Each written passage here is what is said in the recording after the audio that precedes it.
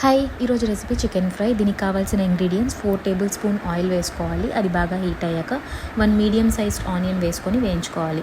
ఇప్పుడు అందులోనే 4 to 5 green chillies వేసుకొని కరివేపాకు వేసుకొని బాగా వేగనివ్వాలి. ఇది వేగాక 1 స్పూన్ జింజర్ గార్లిక్ పేస్ట్ వేసుకొని పచ్చివాసన పోయేదాకా బాగా వేయించుకోవాలి. ఇప్పుడు 1/2 kg చికెన్ తీసుకోవాలి. చికెన్ వచ్చేసి 1/2 an hour నానబెట్టుకోవాలి. సాల్ట్ వాటర్లో నానబెట్టడం వల్ల బాగా జ్యూసీ అండ్ టెండర్గా ఉంటుంది.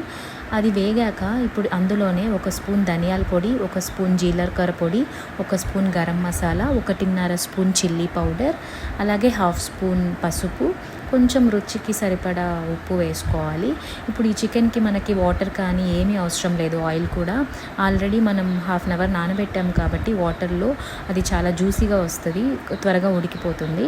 ఇది కొంచెం ఉడికాక కొంచెం టామరిన్ జ్యూస్ వేసుకొని కొరియాండర్ వేసుకొని బాగా గార్నిష్ చేసుకుంటే easy and tasty chicken fry ready. Thank you for watching.